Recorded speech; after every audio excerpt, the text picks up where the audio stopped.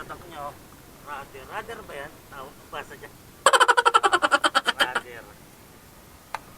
12 by 100 by 90.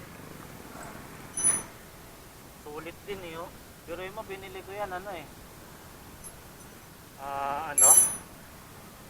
April pa. Oo, tapos araw-araw gamit. Ito yung putput niya, mga lods. Sulit yung putput niya. Nabutasan ako dito isang beses lang, mga lods. Ito yung ipapalit natin sa kanya. Same lang din. Nailabas natin. Yan. Ayan yung balot niya, mga lods. So, in-order ko nga pala to sa Shopee lang, mga lods. Napakasulit. Hindi ko to pinopromote. Papasabay na rin natin yung brake pad. Kung sakaling putput na, mukhang okay pa eh, no?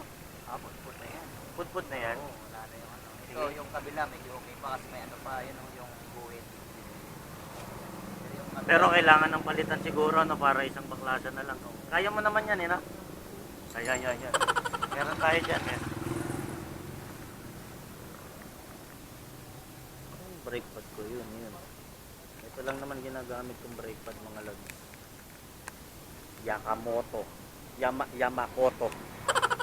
Hindi na natin kailangan gumamit ng mga branded na mga pyesa dahil daily grind naman tayo eh. Ayan. Saka yun nakakabit na yun. Kung nakikita nyo, nakakabit na yan. Ito rin yan, mga lods. Yamamoto rin yan. So hindi pa siya solid putput pero papalitan na natin siya.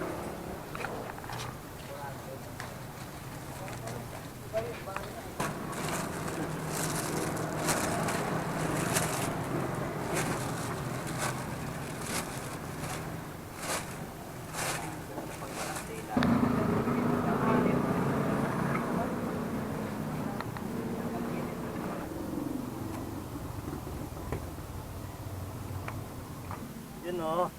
Okay, goods na siya, mga lods. Ito nga ulit yung tatak niya, mga lods. Ayan, Radar. Sa Shopee ko lang to na-order, mga lods. At uulitin ko, hindi ko to pinopromote itong brand na to, ha. At hindi po tayo vlogger. Ano kaya yung nakalagay dito, no?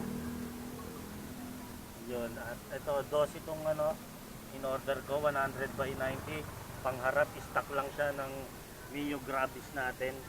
So gusto ko lang i-share to sa mga kapwa ko rider dyan, syempre.